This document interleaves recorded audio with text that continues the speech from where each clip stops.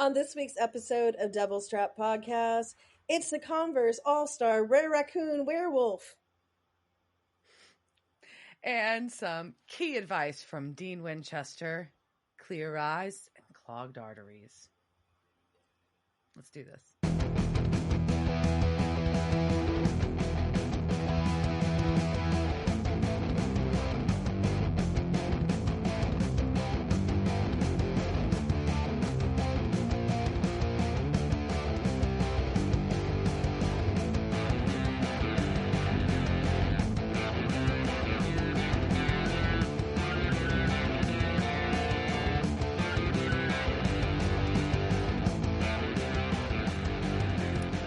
Welcome to this week's episode of Devil's Trap Podcast. I'm Diana. And I'm Liz. And this week we're going to talk Season 8, Episode 8. I'm going to pronounce the name wrong. Say it. I was waiting to see how you pronounce it. Hunteri Heroici. That sounds pretty good to me. That sounds Latin. Okay. It's supposed to be Latin. Heroici, right? So... Heroici. I mean, Latin's like Italian, right? Yeah, so that's where I was going with it. I buy it. All right. I was just like, ooh, I wrote this. I don't know how to say it. What you got going on? You know, I'm unemployed. Last week was my last day of work, and no, I still have like Pavlovian anxiety when I hear pings. I think I'm still just waiting for emails to come in, and like I also still have a ton of stuff to do, but I have managed to make, time for like one or two things. So went to the Paranormal Circus, which is a touring circus. They are Italian. I kind of wanted to find one of those posters that you get at have in the back of the doors of airports where they talk about international trafficking and, human trafficking, to be clear. Yes, just to make sure that everybody who was there at the circus really wanted to be there because they were young.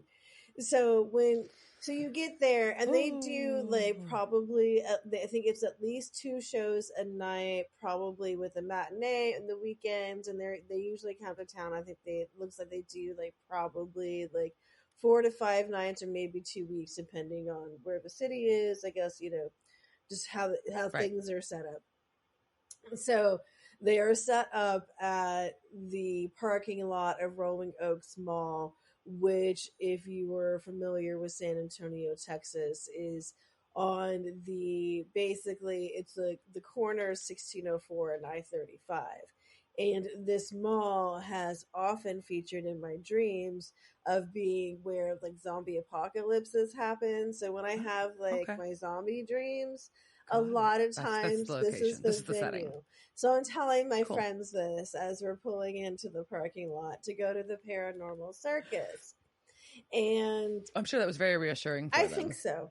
And so the way that they have this set up is that basically there isn't a ton of time in between your ticket time and when the other show finishes, right? So quick turnover. Right. So our tickets were for 9:30 at night.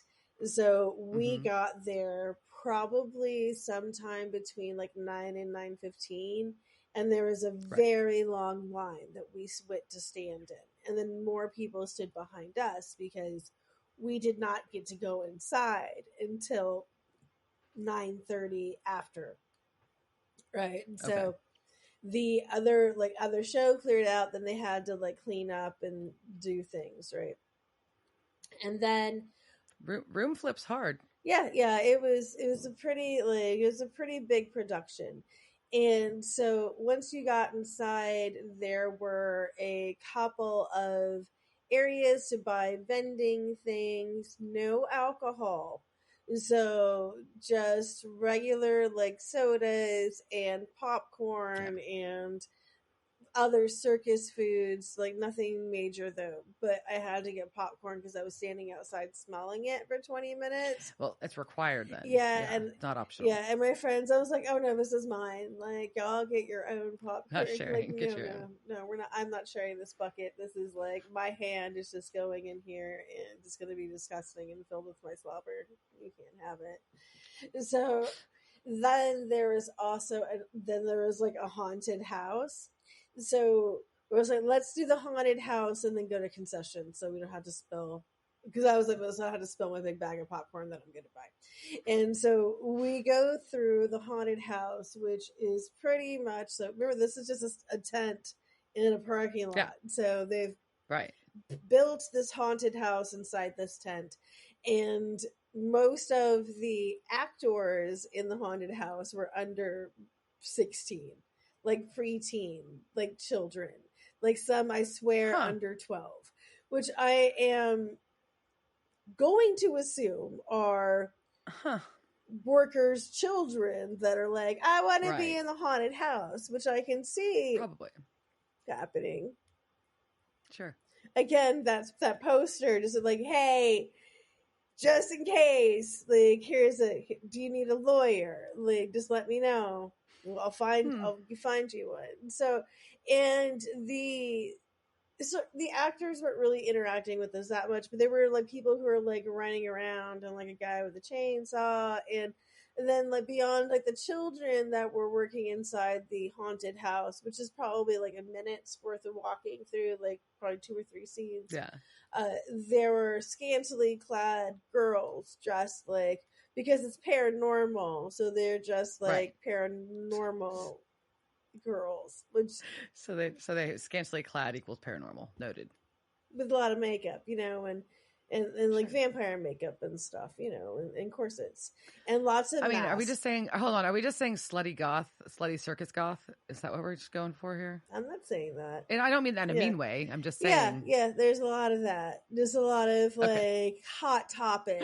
We're not even hot like. Yeah, I mean, sort of like the lingerie. They carry gothy steampunk. Yeah, but like lingerie, sort of, and not like a ton of clothes. Okay. And lots of a lot of the performers, there were lots of thongs. I saw a lot of butts. There's a lot of butts. A lot of butt cheeks. A lot of butts. And so there's a lot of things to be applauded for the setup, right? So, we went through the haunted house. I got the bag of popcorn was awesome. There was the people who were like working like the like kind of the usher like area people.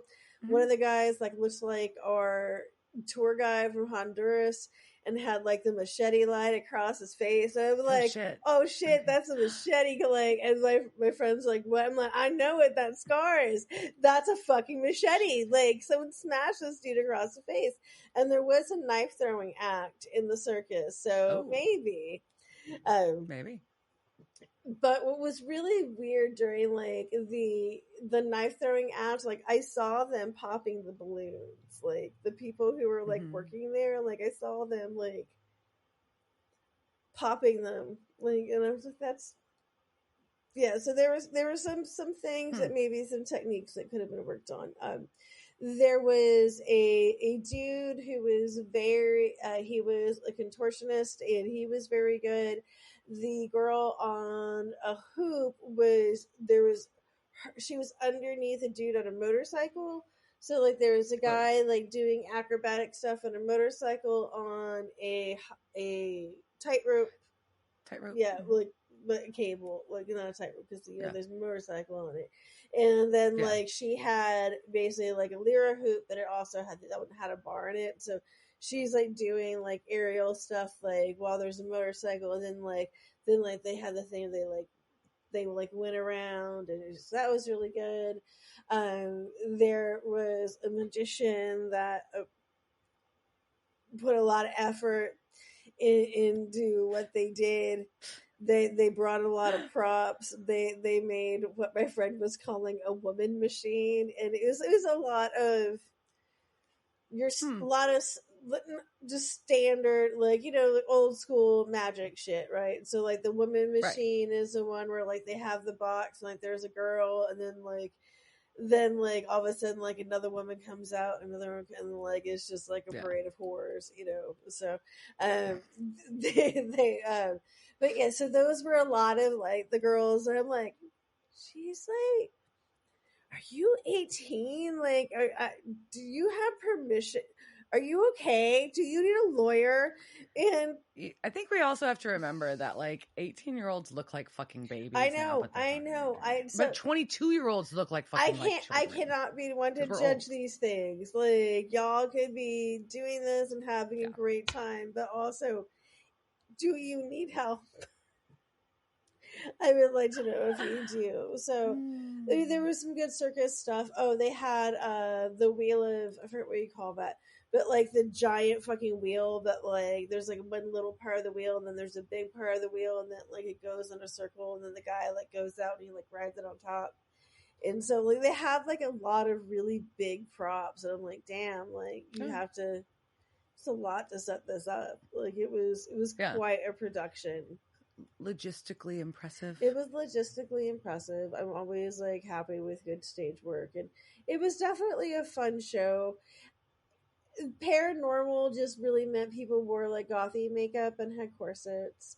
The like the circus props, like the props, but you know how like at circuses or out like arena things, like they have like the people who go around up there like, buy like, what are we trying to sell children, or like you like, here's my light up this dumb toy, or like, this here's this toy that's really light up, your kid's gonna cry about it and it's gonna break in 10 minutes and it's very expensive. Yeah, so that was a lot of like plague doctor masks and like masquerade masks, and like actually some of them were kind of pretty, but I'm just like, this is interesting. This is, it just seems like a disjointed theme. I have a feeling, I'm not gonna say this is what happened, but that somebody said, hey, everybody's into this paranormal shit right now, let's call this paranormal. Put on some cool makeup. Let's put on some fucking paranormal makeup and people will buy tickets. That's possible. I'm not saying that is what happened, but okay, maybe. All right. So I think that's probably a very feasible theory. So what about you? I had just been so busy for a couple weeks. I've actually had a somewhat chill few days. I'm about to get busy again. I guess my biggest thing that I would share is I got to go see a dear friend of mine do an amazing show. I think I've talked about before, but Joshua Ray Walker is I feel, and I would say arguably, phenomenal singer-songwriter out of Dallas, and was recently diagnosed with cancer and started chemo and can't tour. But because he's Dallas-based, he was able to play at the Kessler Theater and do a wonderful solo show to honor the release of his most recent album, because he couldn't tour around it, which is, when you're a working musician, that's real tough. So anyway, so it was a really cool night, really special show, and nice to see a friend doing what they love and they're good at and being able to do it while their health permits. So it was cool. Cool. And then I'd say that's really like my biggest outing, other than eating some good seafood this weekend. That's like all I got. I'm like, I don't know. I'm not crazy. This past week wasn't a crazy one for me. So there we go. Well, it still sounds like a good week and good times, as it is. Yeah. We're in our leap year week, which is exciting. I love a leap year. You never know what's going to happen on your extra. So it's tomorrow. Tomorrow's the extra bonus day, and I wish it would mean that my insurance would have lasted an extra bonus day, but no. But my insurance still expired on the 28th, because fuck you, insurance companies, you pieces of shit that want to drain me of all my things. But I did, fuck you. I got my eyeglasses. Like I got that vision in there, and like I ordered my contacts last night, and I ordered my glasses. And even though I could not figure out how to get that insurance done on that, I will submit that afterwards. I will time. Send me 50. I'm gonna have time now.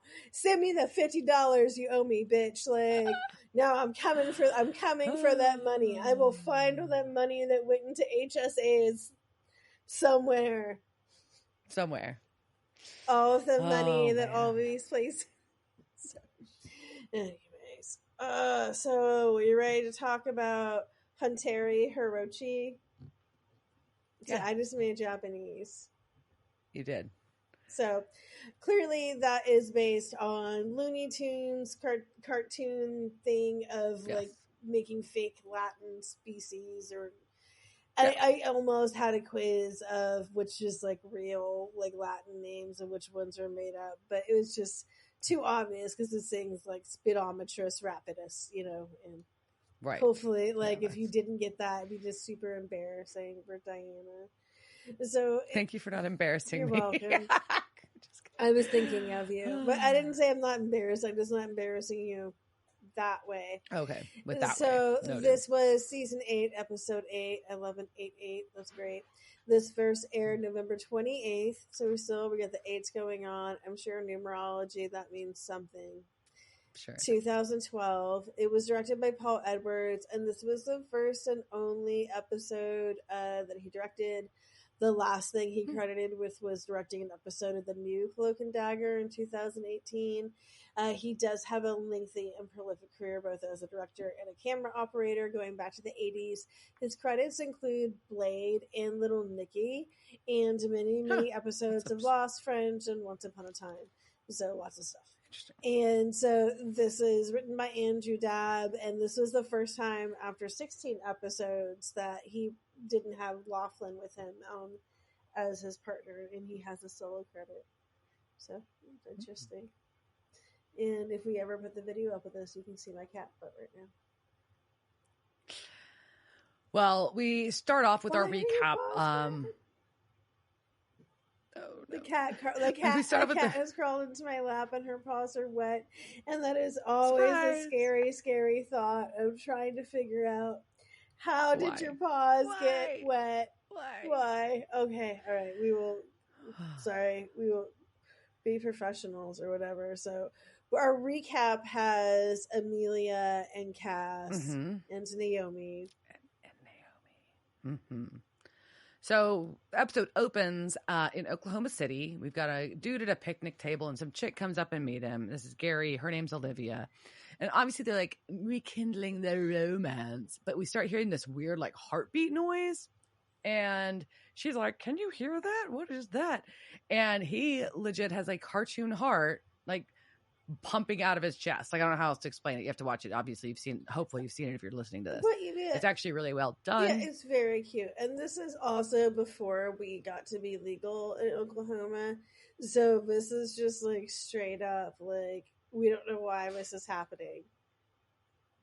I figured that would be a really good explanation, but no, but his heart just explodes out of his chest. It's delightful. On her. Oh, yeah.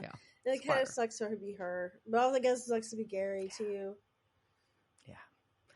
So we cut to our Winchester brothers getting gas and beers. Just getting some roadies, because now we're just drinking and driving. Because now I'm noticing, because you told me. I told you, but also, like, we're just straight up just like, we're getting gas and here. Slamming a beer. Are we slamming a beer before we go? Like, it's okay when we're out of the car? Like, I don't know.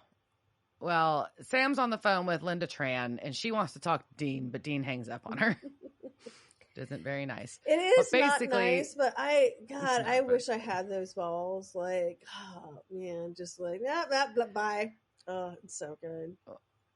Well, Garth, Linda, and Kevin apparently are on a safe house boat. Not just in a safe house. They're on a safe house boat.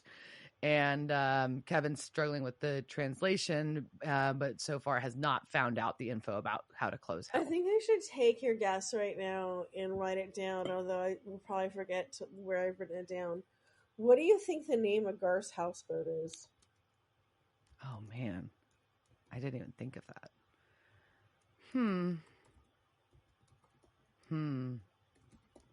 gonna ponder. I'll come back. Okay, you ponder and come back, and maybe on next week's episode, I will remind you to come back and we'll say have you guess what his houseboat is. Okay. So Cass is still with them, but he's turned off Angel Radio. Yeah, he's not, because they're like, "Hey, let's get some intel," and he's like, "Nope, I blocked that. I don't want a direct look into heaven. I need to help people, so I'm gonna become a hunter." Which is really, really great. We're also early on getting some real dumb Sam hair. It's like really flickering in the wind here. But he's just also just making like the best facial expressions, which really just like bring out like the featheriness of it on the side. This is top like me hating on Sam's hair in the scene right here.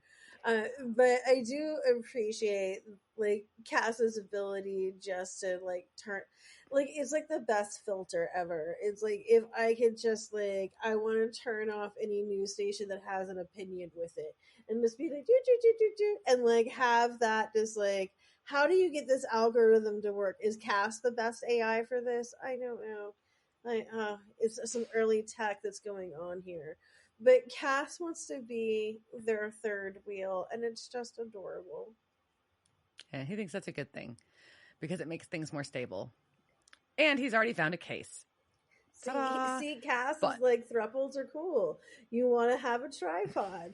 He just said they're more stable if you have a third wheel. It's like a tricycle. He likes a thruple. So Dean's like, "Fine, let's go to Oklahoma City, but you can't just go zap around. You've got to ride with us in the back seat." No shotgun for Cass. Nope.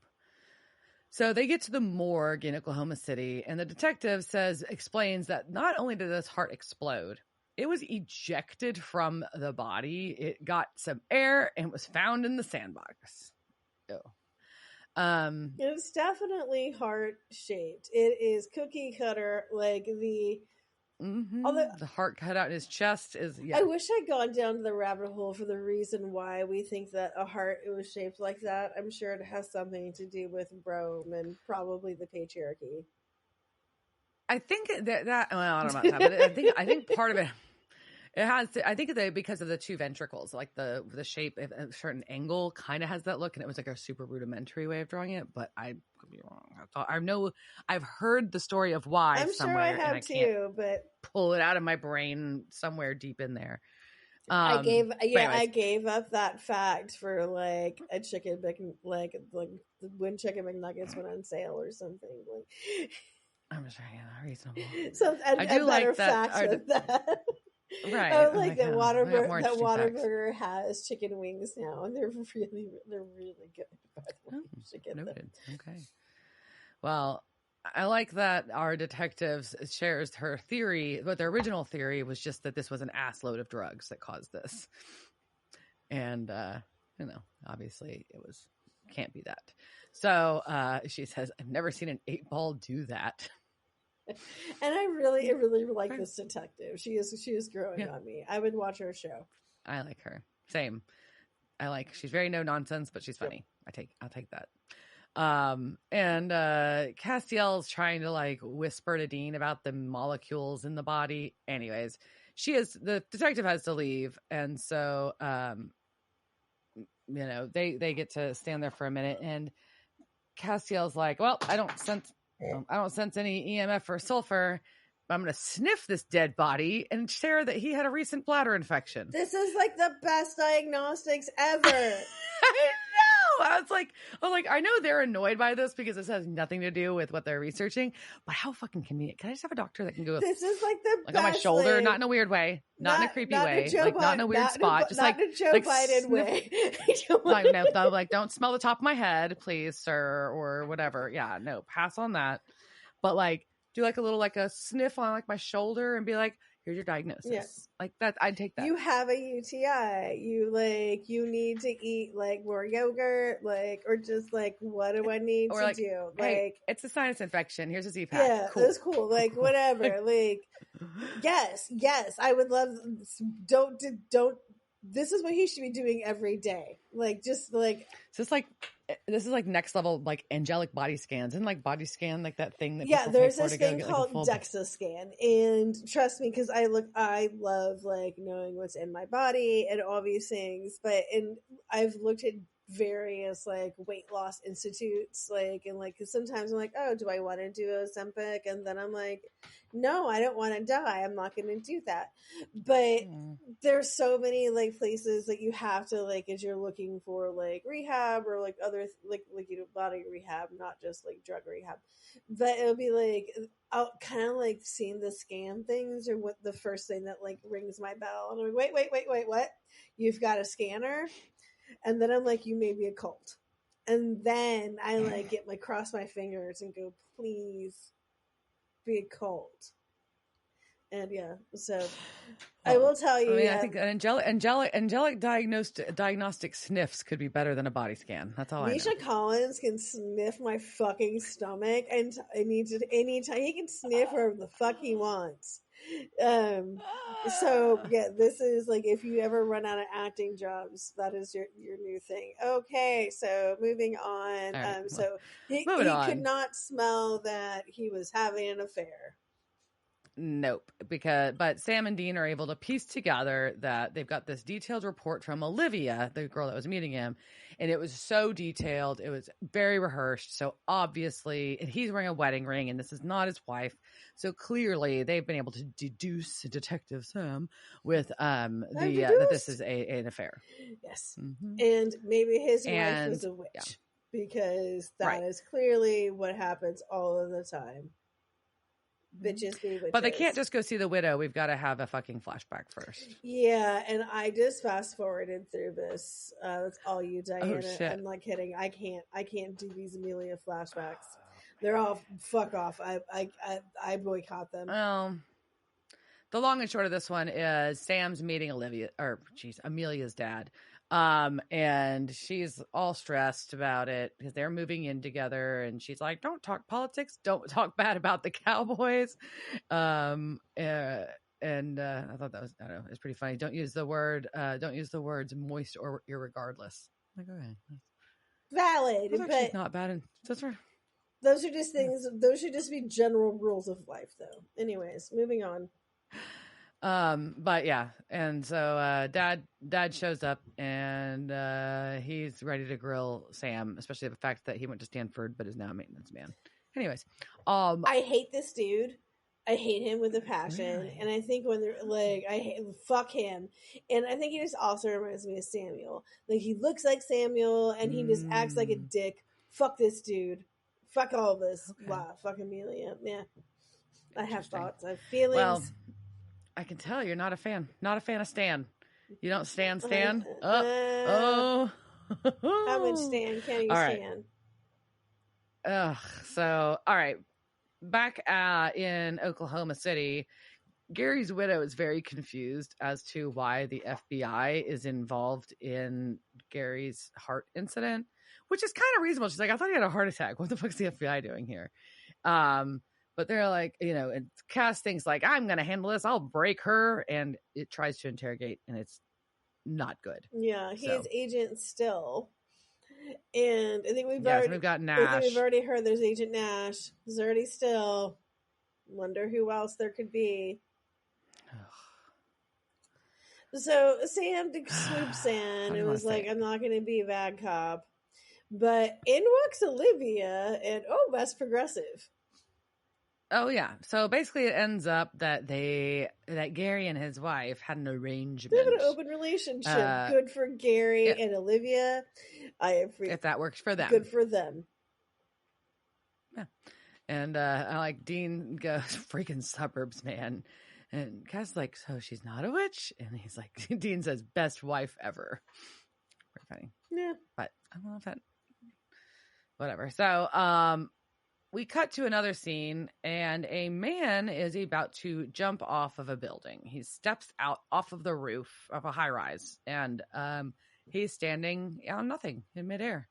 And he freaks out and yells, "It's a miracle. God wants me to live." And then he looks down and he falls and he dies. So fucked up. It is real fucked up. I mean, how bad is it? They're just like, I want to kill myself. Oh, I get to live. God, oops. No, he doesn't. Nope. Oopsies. That's so tragic. Like, I don't know. That's some fucked up shit. I'm sorry. Mm-hmm. So they're on the roof, Sam, Dean, and Cass with the detective. And basically the guy left a suicide note, ends up, we get a little throwback here. He invested everything in Roman Industries and lost it all when they crashed last year. Uh-oh. Ooh. Anyways, but the detective's like, I called y'all because 2 witnesses said that this guy like floated for a solid 10 seconds before he fell, like something out of a cartoon. And y'all said you was to call you if I saw anything weird. That's weird. So here we go. And Dean's says, he's like, oh, it's like Bugs Bunny. And Castiel says, like, the insect rabbit hybrid. How do we kill it? And I very much appreciate that Bugs Bunny is an insect rabbit hybrid. I thought that was also great. And then what is also great is Dean trying to explain cartoons to Cass. Yeah, he doesn't do a very good job, but it's funny. So at the motel, Castiel watches cartoons and he is laughing and he finally gets it, but he has taken it into this deep allegory of analogy of God and man, and it is hilarious to him. It's pretty deep. Yeah, it's some very deep insights. And Dean just ponders what they're dealing with. Is it a tulpa? It's not a tulpa. Is it a god that watched too much Robot Chicken? Oh my god. And then I just kind of decided into like, whatever happened to Robot Chicken? Is Robot Chicken still on? Like, where am I missing in Robot Chicken? Is this so? It was such a good show. Anyways, and then we get an even better one. There's some like really like good shit in here. It goes in that to go, is there a link between Heartbreak Hotel and Free Falling? And that's just nice. Mm-hmm.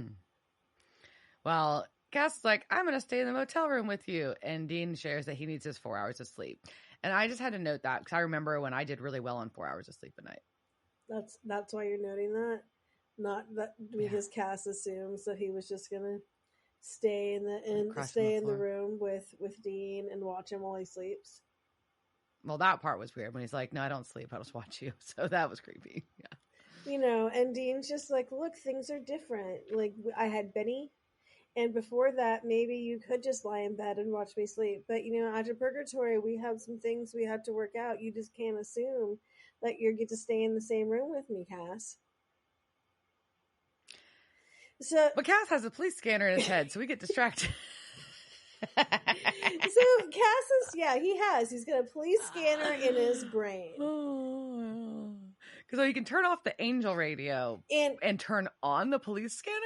Which is really creepy. Like, so when I was trying to figure out where we were going with this week's lore or quiz or whatever, and I was looking up things. One of the things that went with this is Elon's Neuralink. Neuralink? Ooh. So we'll bring that up a little bit more later. But yeah, Neuralink. This is what this episode is. This is where it started really making me think about that and things inside people's heads. Well, apparently there's been a bank robbed and it sounds, quote, loony. So, we go to the bank and there is a 1-ton anvil in the middle of the bank area lobby. I don't know. And there is a lot of blood. What happened to all the anvils? You would get that if you watched Gilmore Girls. Anyways. But yeah, there is an anvil that has fallen on a security guard. Yeah. And the detective's there and she's like, do you chase the crazy or does it follow you? Which is a reasonable thing to ask now that shit's getting weird. But basically, a security guard is who's dead. He called in a robbery and then she's like, but by the way, we've actually had this like robberies going on for a minute We call it the black hole because they always have these painted black circles on the wall. We don't know if it's like an art thing or just a statement, but they've always got these painted black circles on the wall of the place they rob. It's a calling card. So, I love a heist with a calling card. I mean, yeah, if you're gonna have if you're gonna be a criminal, be a cool one. And cool criminals have calling cards and signatures. Or they're so elusive you don't know where they were there. One extreme or the other. Yeah, fair. That's my hot take. But so Dean asks Castiel to lift the anvil, and because Cass is an angel, he's super strong, so he can. And underneath the anvil, and aside from all the bloody goo that was once this poor security guard, is an X on the floor. And so Dean has been able to confirm that they are following cartoon rules. It's Toon Town. Oh, yes. Man. Like, how much did I love Who Framed Roger Rabbit when I was growing up? Much. And how much did I want to go to Toontown? I want to go to Toontown so bad. But, so, in Toontown, what do those black circles mean? That's a black hole in the walls. It's a pathway. You can walk right through it. So a thief got in.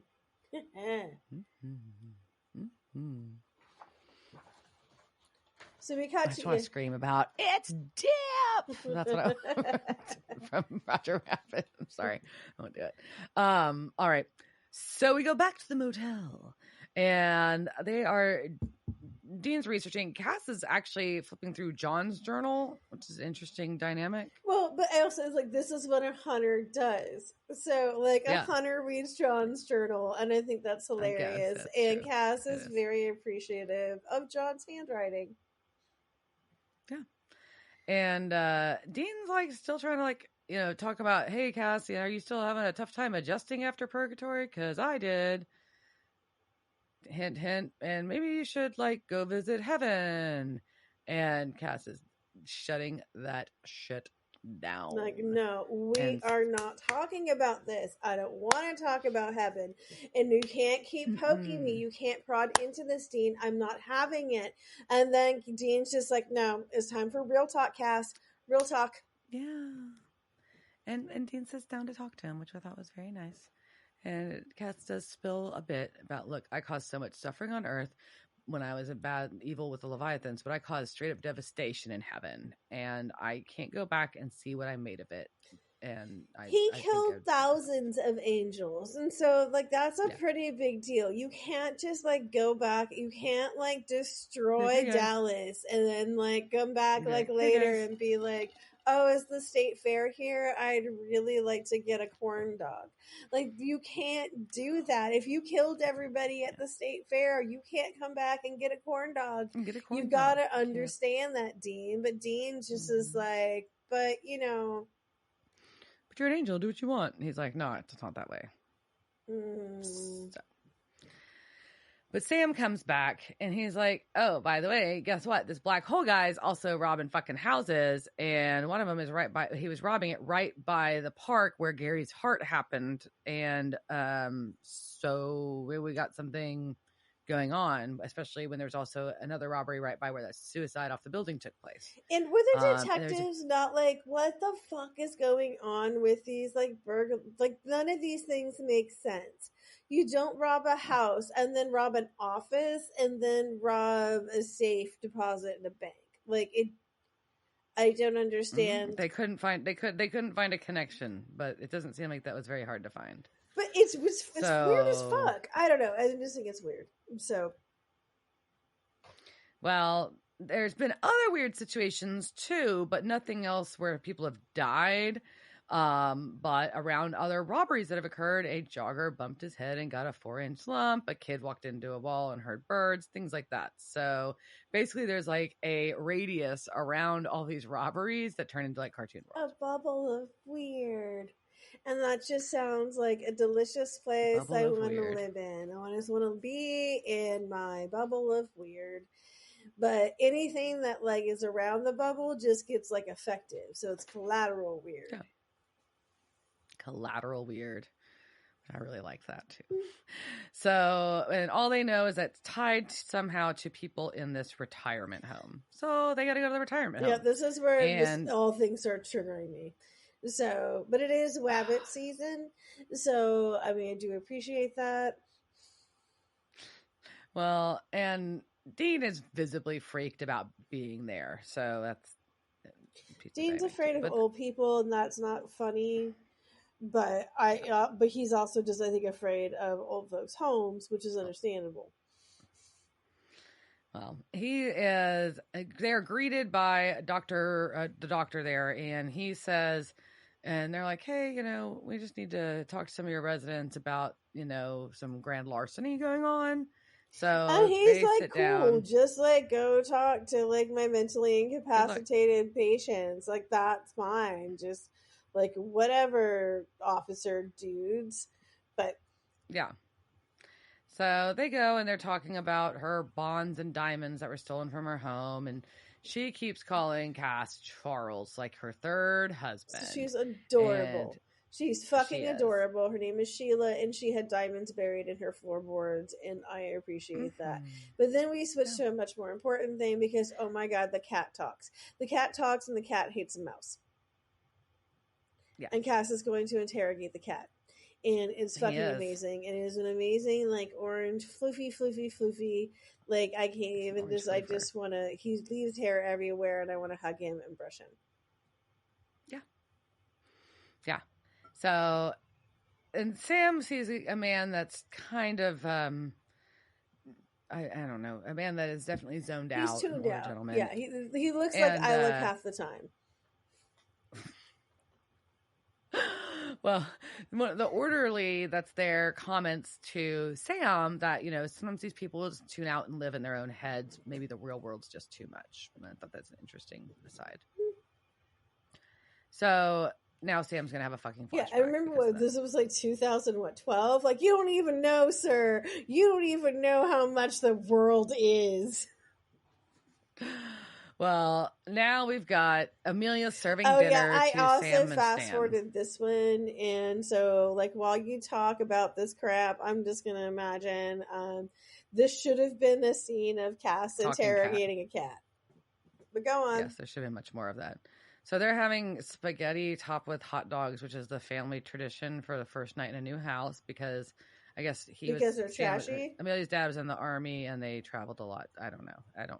There's not really a connection there. They try to make that a connection and it's not. Yeah. So, and I guess Sam shares that John was in the Marines. And so, of course, now Stan's going to make jarhead jokes like you do, by the way. That's what you do. If you're in the military, you make fun of your other branches. Them's the rules. If you're not, it's one of those things. But anyway, Stan's just kind of grills Sam while Amelia's not there and thinks that they're just like holding on to each other, but he wants to know what Sam's running from because he looks like he's been through some shit. Like he might have even served himself, so he's surprised. All right. Moving on. Back to the retirement home. Ba-boom. Oh, yeah. So Cass has been interrogating the cat, and Dean has come up and he hasn't found anything. Yeah. There's no EMF. There's no hex bags. Victims don't really remember even being robbed. But then Sam notices a picture on the wall that's labeled as Fred Jones and asks Dean if he remembers an old contact of Dad's named Fred Jones. And Dean's just like, yeah, fuck yeah, I do. He gave me my first beer. We don't know how old he was. I think it was for the same, but whatever. So your alcoholic problem starting with Fred Jones, and also he was psychokinetic. Not kinetico, which would make him like a water softener. But psychokinetic is also, it's pretty much the same thing as telekinetic.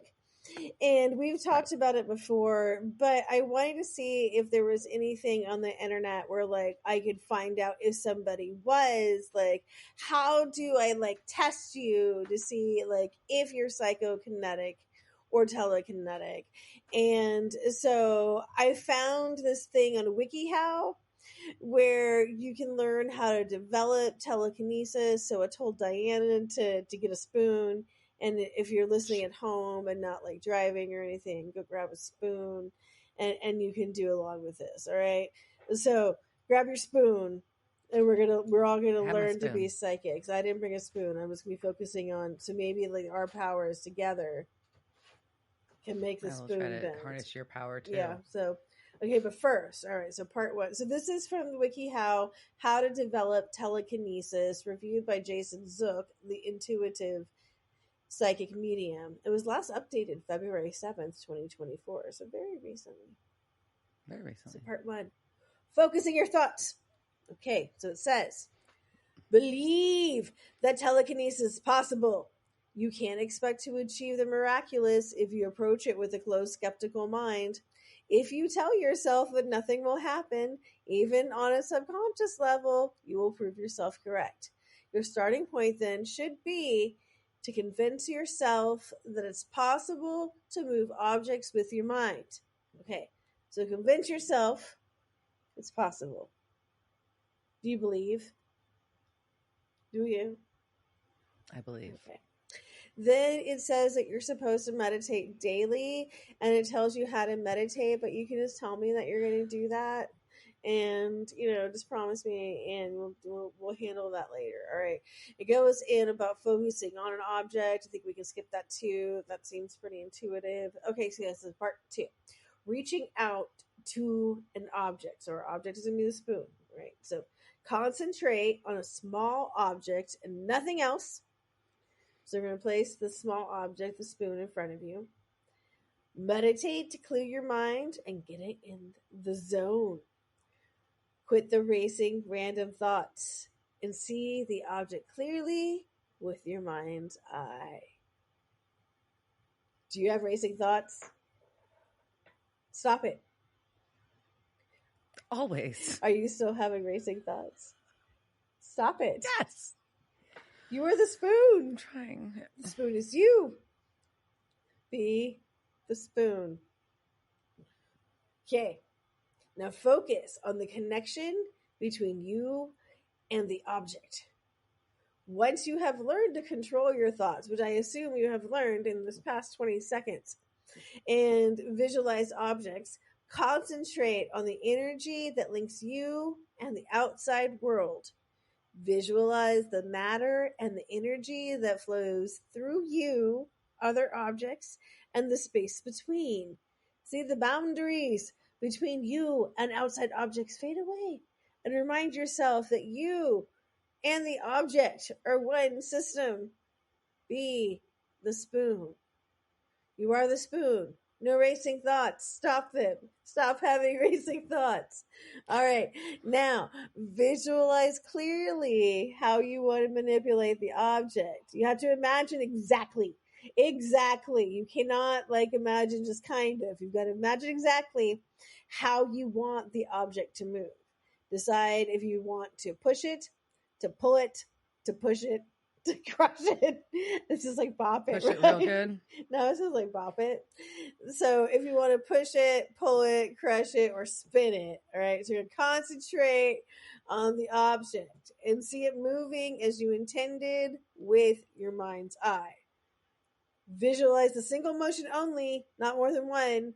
Try not to get distracted or imagine it moving in other ways. Just concentrate on one object. No matter what happens, don't be distracted. Stop being distracted. Am I distracting you? Okay, so all right, so we're almost there. We're on the last step. Okay. Focus your intention on the object. Stay centered on the object and send your intention to it as you would your arm or your leg. Remember not to let your thoughts stray. Focus on a single action. You are one with the object. I saw it move. So attempt to move it as you would any other part of your body, okay? You are the spoon. Diana is going to bend the spoon. You're one. No racing thoughts. No stray thoughts. Stop them. Bend it. Is it bending? I see it bending. Are you just shaking it? Bending. Okay, well, I think my arm was getting your arm was, one of the. you just haven't held up anything that was like stronger than a cigarette in a while. Okay, so it does give you some exercises to build it up. You're supposed to work on feeling the energy that flows through your body. So this exercise that you do, okay, you're supposed to flex every muscle in one of your arms from your shoulder to your fist for 10 to 15 seconds, and then you completely relax your arms, and then you can like feel the energy that like build up as you're like, I'm gonna be really really tight, like I have to poop, and then you like let it go, and then you like feel like all the energy that's released.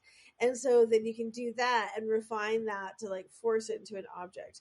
I know they have a bunch of other things that really don't work well for an audio medium, but it says to try these exercises 2 to 3 times a day, 20 minutes an exercise, so they end up being an hour a day. But you're supposed to stop when you feel physically drained or tired or you get a headache. Just like with any exercise, you have to remember to take care of yourself and not distress yourself.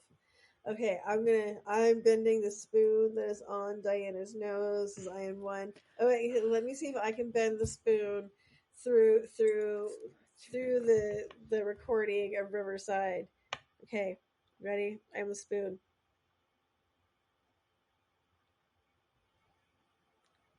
Oh my god, it if that bent. shit bent, I would freak the fuck out. I would freak out. I'd be like throwing it and like running around the room, like what the fuck?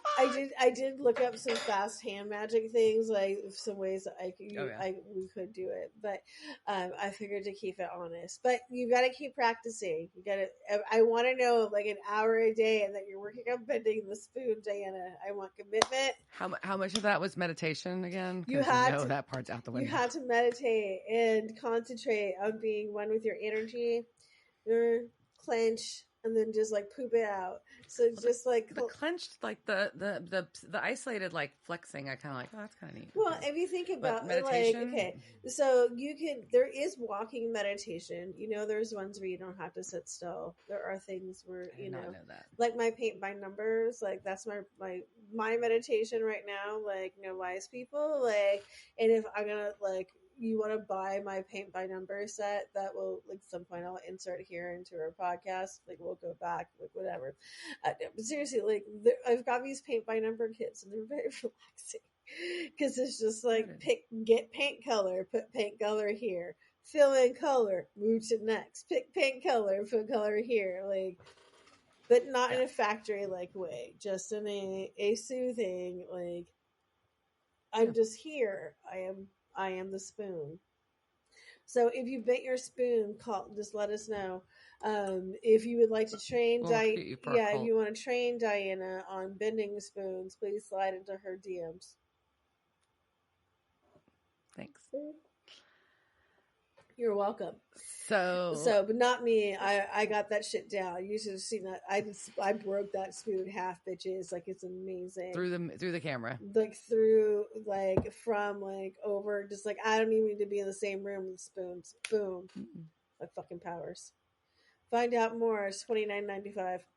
All right. So Sam has found Fred Jones's picture on the wall, and they're gonna go visit him in his room. And because they're like, oh, this could be helpful. They do stop Castiel from interrogating the cat at this point. No! Where is this spinoff show? This is where you should have gone. The cat and Cass. Like it's alliterative. And they do, as they walk away, we do get to see the cat talk. And he calls Cass a dumbass. Yes, he's the perfect cat. So in Fred's room, cartoons are on TV and he is just completely zoned out on the television. So they turn it off, doesn't work. And they're trying to figure out if he's the source of the weirdness going on. So Dean hits himself in the head with a book and you get a good bonk noise and the birdie sound. It's loony. Yeah. I just like that as a descriptive of things. Like, it's definitely loony. Definitely loony. And they figured out that Fred, they know that because of his abilities, he can reshape reality. And Castiel straight up says, should we kill him? right as our doctor enters and escorts them out of the building for threatening to kill one of his patients. Yeah, that's probably not the best thing for for a doctor to walk in on, but also an appropriate. I'm not saying it's an appropriate question, but is he wrong? But it's kind of funny. Also the fact that I feel like this is something that psychokinesis at one point seemed like a big deal in the show, but like now they just had a friend that John had a friend that could move shit with his mind, and they just like never talked about it. Like it's really weird. That's like it feels like that's something that you perhaps would have brought up before. The lore around it, or the canon around it, I guess, is a little odd. Yeah, it just feels like a weird thing to just like it's disjointed. Okay, we're just like now we're all. Yeah. And you think about like going back to when Sam was becoming telekinetic by sucking down demon blood, and it was just like, oh my god, I'm moving shit with my mind. They were never like Fred. Like that was never. It was just oh my god, you fucking freak, right? Like we're on the back where they're like, Fred's a freak. You don't want to go hunting with Fred. He's one of those psychokinetic freaks. Well, that's what I'm saying. Like, where was like? I know, that's what I'm saying. That's not very nice. Yeah, and I feel like they were weird. Like had like that sort of hunterism, right, against people with abilities. And I don't know what that word would be, but we'll figure it out what that ism is. Then I will start a foundation. Protect them. Well, Cass went invisible to keep an eye on Fred, and Sam and Dean plan on coming back to the retirement home later. So we cut to later, and a nurse is lighting a giant novelty candle on a cake for Sheila, the little lady we heard from earlier who had the hidden diamonds, and in the common room at the retirement home. And Fred's in there, but he's just changing channels flipping channels on the TV just by tapping his finger on the arm of his wheelchair. And turns on a Woody Woodpecker cartoon where there is a giant dynamite stick. He has got really great classic cartoons that are just running through there. Like, when the fuck we don't get a chance to watch that anymore. No. Like, if I'm flipping really. Channels, it's not like, here's some, insert cartoon here. Like, I feel like I have to look for more cartoons. And Fred is like... I feel like, I'll say I've got, not classics, but there's about 3 cartoons I feel like are always on. Which I'm okay with. SpongeBob anymore. Yeah. It's SpongeBob's always on, which I don't mind. King of the Hill has been on a lot lately, and Bob's Burgers. So, and I love all of those. Yeah, none of the things that's not your classics. That's not your Bugs Bunny. That's not I also don't have a regular television, so I'm like, I don't see those things on the TV that I don't watch. But. Anyways, so our giant candle is going to blow up. Our giant novelty candle on Sheila's cake is going to blow up just like the dynamite stick does in the Woody Woodpecker cartoon. And there's cake splatter, and you do wonder for a minute if this is blood, and you're kind of concerned. But they immediately come back, and when they show us that no one died, it was just the cake. It was just mostly cake, and that is fine. I want this fucking... Oh, man. I just want to go and, just dive into it. It'd be great. So, Sam has called Sam and Dean in because there has been a pastry mishap. With frosting at near supersonic speeds. And Fred isn't there right now. He's gone. But the nurse is like, wait, y'all aren't supposed to fucking be here right now. And this nurse is also not supposed to be wearing Sheila's fucking diamonds. But she is. And she says that her boyfriend gave them to her. And then I was like, shit, I need to put my mom's jewelry in a safe. Because I immediately just went to oh my God, this person just stole from this old lady. Oh God, no. Oh. And, bitch, you just wearing, what is wrong with you? Well, she made it sound like she didn't know that they were Sheila. You're a dumbass. Wow. That's Cat should be calling you a dumbass. Like, what the fuck? Yeah. I saw your boyfriend. Your boyfriend did not buy, no, he did not buy you those diamonds, and you damn well know that whore. I'm sorry to be called a whore. I don't know where they came out. Damn. I don't know. Oh my god, I don't know. Poor nurse. I don't have this much of like. I think I'm just like I'm channeling what would happen if a woman hurt my mother, which is really what I'm afraid of right now. This is what is triggering. I'm triggered by the fact that people are stealing from the elderly and in a caretaker situation, and it is arising feelings. Understood. I wondered that watching. Yeah. So we go to the boyfriend's apartment and they find Sheila's bonds there and there's more jewelry. And then they're like, oh, wait, there's also him bloody on the floor. And he's like, all right, Cass is going to heal him and he's going to tell them what the fuck happened, which comes down to it's all the damn doctor. The doctor is using Fred. He is because Fred is magic and the cartoon shit happens. So the doctor's been doing experiments and he's been skimming stuff for years.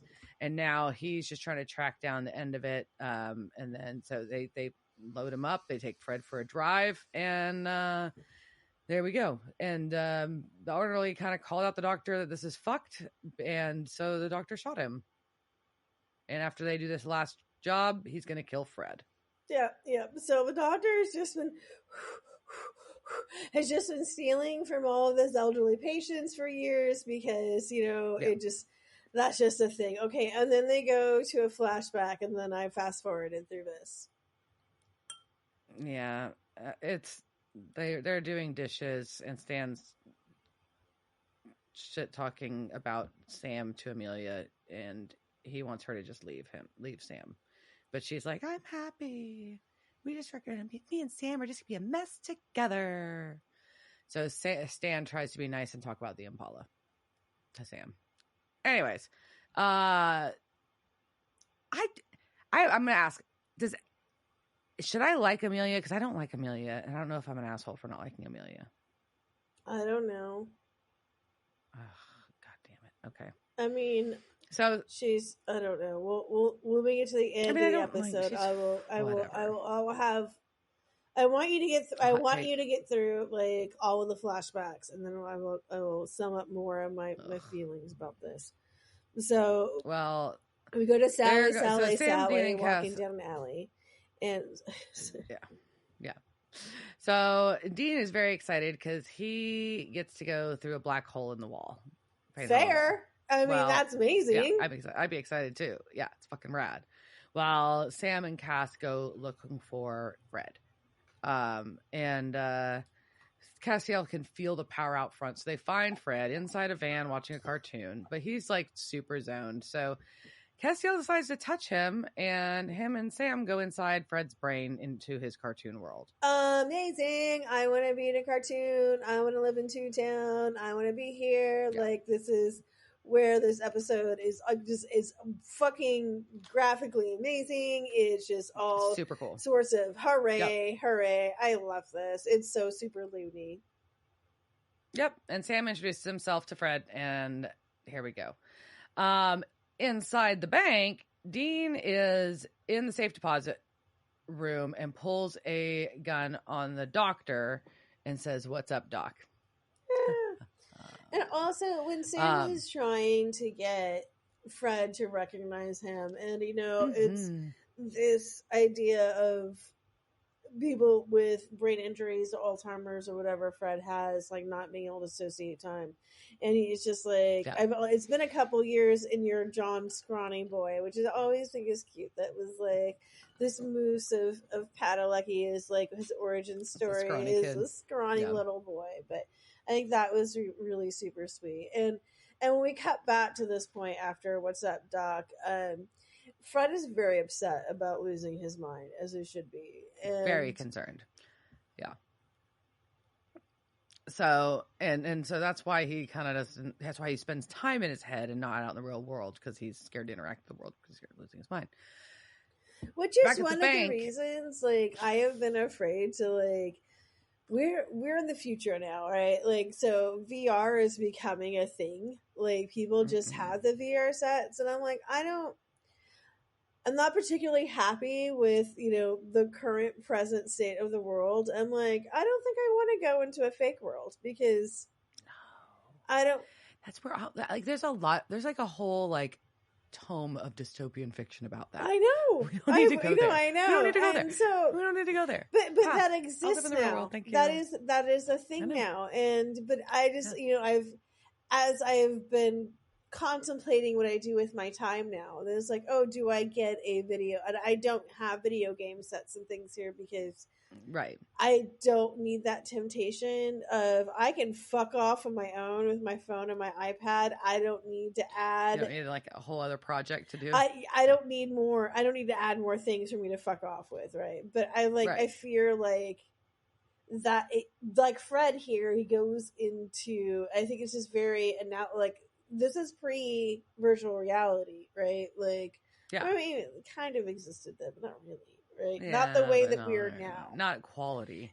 But like not quality. But like Fred has this opportunity to do this. And like even like when my grandmother was like she had her like dementia, like where she went in her mind was so for the most part nice for her. Right. And so I just feel there's so much like alignment with not only just the brain parts, but just like the meta world in general, right? Literally the meta world. Interesting. But, I also just really want to be in Fred's head. So.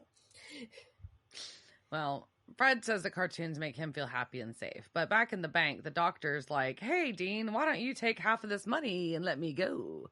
I'm not really stealing from the old people. I wouldn't do that. I'm stealing from their kids because their kids are jerks and don't visit them. Triggering. Okay. But Dean's like, fuck that. No way. And Dean tries to shoot, and we get a really cool cartoon bang flag out of it. Thank God it's a cartoon bang flag, which is just awesome, first off. But this is a person?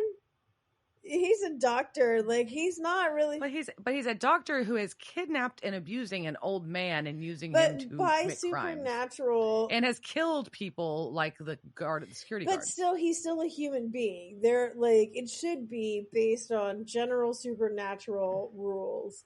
He is a human being. You should let the justice system... Like, I'm not sure how the justice system would handle this, but... Yeah, so maybe, but it's still, know what to do with it. I don't know. I don't know what's the right answer, but I do really like the gun. The bang gun, yeah.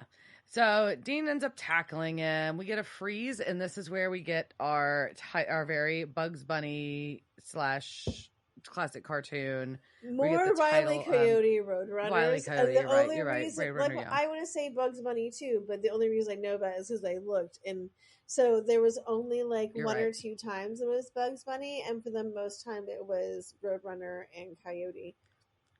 And it's got the Latin label of the Hunteri Heroici. And also, this is the only time you're going to hear Liz talk about sports ball, but the Coyote is the Spurs mascot, and so like I feel like I feel an affinity with the Coyote just because grew up with him. I also know there's also like the mascot who got heat stroke inside that. He was in a coma, But I've known I've hung out with coyotes. Like the animals or the people, the Spurs, mascots, the Spurs Coyotes. So I feel an affinity for them. So I don't know, but anyways. So then there's a frying pan incident. Hold on, we've got the Dr. Mahoney is labeled as the grotesque villainous. Grotescus villainous. Yes. So yeah, we have a whole cartoon fight exchange with the frying pan. It gets a great imprint, the cast iron imprint of Dean's face. And we get some good cuckoo noises. I wonder if anybody took that one home. Where did that prop go? Yeah. But I like that the doctor calls Dean out and he's like, "You brought a gun to a gag fight," which I thought was pretty funny. And also could be very dirty in another. Ooh. Well, but Dean has a big old marker and draws a big old X on the ground. Paint. He's got a can of spray paint. Or can of spray paint. And he draws an X on the ground and an anvil falls, but it misses the doctor barely. Because X marks the spot, and that is how you get an anvil to fall. So then, Sam gets to monologue to Fred. Back in Fred's head. Back in Fred's head. And Sam's just giving a hardcore pep talk. And Fred's like, no, it's too hard to go live out in the world and take control. And Sam's like, but you have to. You can't stay in here forever. It's just not good. And you can't pretend the outside doesn't exist. And you've got to face things and all this. And Castiel's listening pretty close too, which I think is kind of interesting of note. And you're running, whatever you're running from is going to catch up to you. You got to wake up and this whole bunch of bullshit that you can't run from your problems. This is going to destroy you. But in this case, it's fair. Mm-hmm. And it's, look, man, you've got a problem. You can't be in your head. This ain't safe. You fucking people up. Yeah. And you're like, So then Cass comes over and he is like, I got this. And then just like, poof, whiteness. And... yeah. We go to real time land, and cartoon rules are done. Yeah, cartoon rules have ended. The doctor tries to go through this black hole exit, and it bounces off the wall. And Dean says, someone turned off the boob tube. And Dr. Mahoney pulls a gun on Dean, but doesn't matter because Sam and Cass and Fred are there. And Fred yells, no, I'm never going to hurt anyone again. And no, you're not like that. Or you're never going to. Yeah, you're not going to. Sorry. No, I'm saying that because it's important because of what he does. Well, yeah.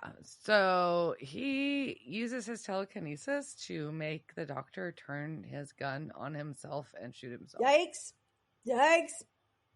That's real. That's things took a dark turn. That's fucking dark turn. And very dark turn. I don't know what to do with that. I'm like, fuck, like this. And again, I'm like, did that just happen?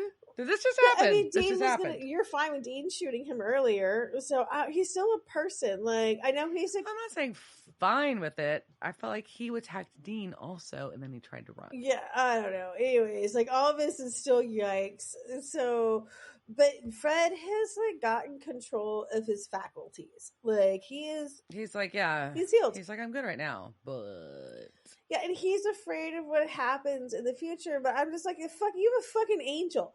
Like, why is Cass not being like, nah, dude, you're good. Like, I'm a goddamn angel of the Lord. Like, I booped you.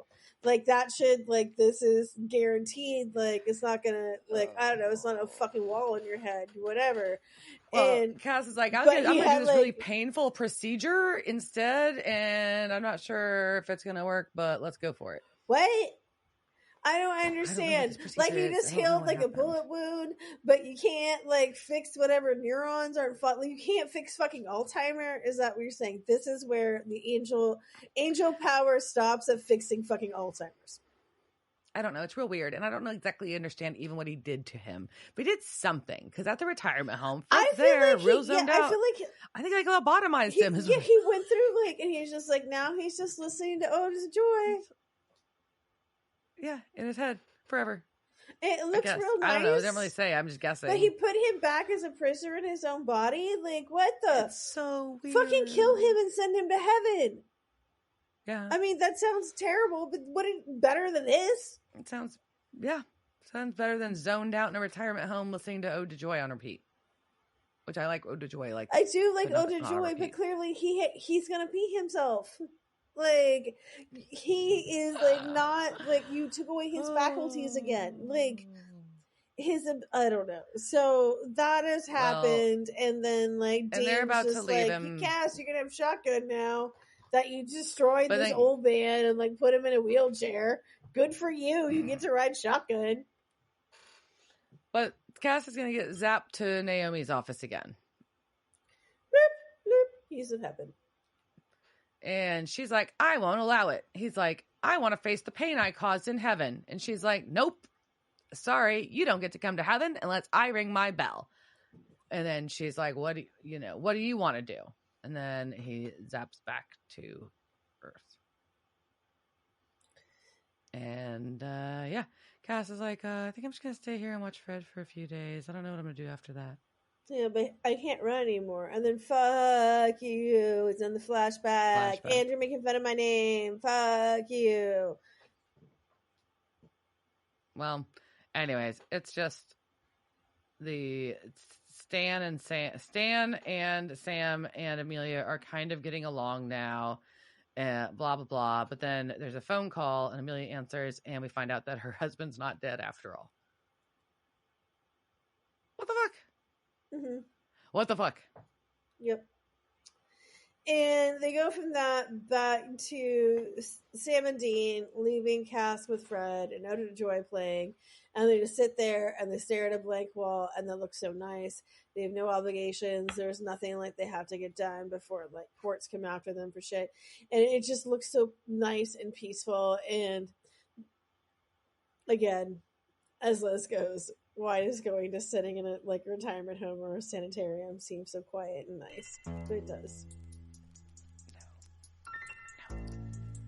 Look at the ball. You sit there and look at the ball. It's so nice.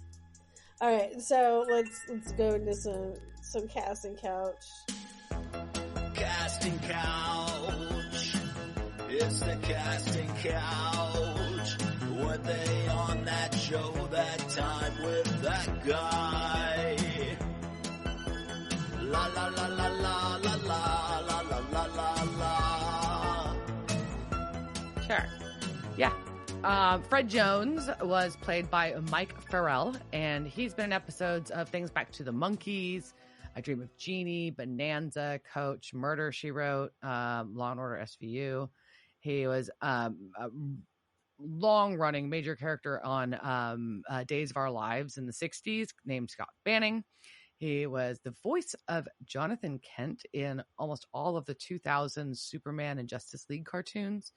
And he was in a few episodes more recently of NCIS and Desperate Housewives as well. Nice.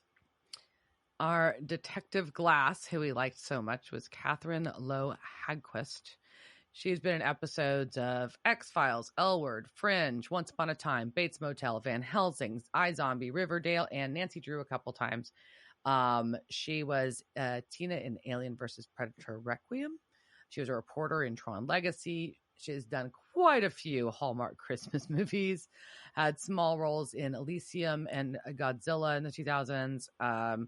She is Dr. Green in 50 Shades Freed, and we do see her in multiple episodes of Supernatural. Our Dr. Mahoney is played by Greg Webb. He's been in a couple episodes of shows like Once Upon a Time in Nashville and a couple times in Supernatural. Is that a new show? Once Upon a Time in Nashville? It should be. Once Upon a Time in Nashville. Once Upon a Time and Nashville.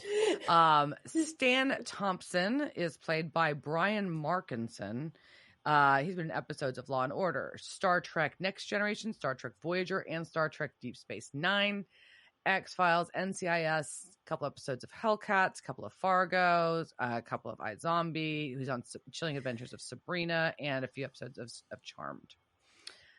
He's also in Apollo 13 and the Robin Williams movie RV, as well as Shooter, the film Shooter, and in Godzilla.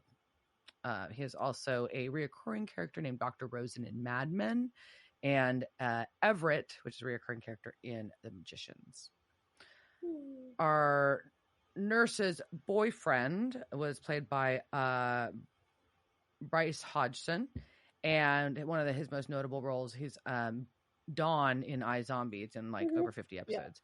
Yeah. And then our nurse, Lisa Chandler, interesting, the majority of her work is actually stunt work. Bad bitch, cool. Yeah. So there we go. That's what I got. Yeah, okay, so tell me your thoughts before I... Well, minus the darkness of the end, yeah. That you were really good at pointing out that I may have overlooked because of how fun the episode was. It was a really fucking fun episode. I mean, the flashbacks were dumb. I didn't like the Stan shit. It's stupid and annoying. But the episode, the concept was phenomenal. Yeah. I thought. So why are you ruining it with these fucking flashbacks? They're pointless. I'm not saying they're pointless. Like, it's completely, like, that storyline, like, I'm sorry, I know I wanted to give you more time, but it just makes me, like, passionate. I'm passionate about this. But the episode was so fun why the fuck are you ruining it with this goddamn One Tree Hill bullshit relationship of Sam and his non-supernatural power having been... It's a non-supernatural story. It is straight... And, like, when Dean and Lisa had their stuff, like, they were... I feel like that was the same, but it wasn't, right? Like, so we both... Well, she knew about she knew about his supernatural shit. Right. So, like, and Amelia doesn't. It's a secret from Amelia. So I think that's a component. That is component. That means that, like, Amelia doesn't know shit about Sam, really, at the end of the day. That is fair. Also, like, he is a Captain Giant. Like, as much as you can sugarcoat, like, you lost a husband who clearly now is not dead because it's the fucking soap opera shit.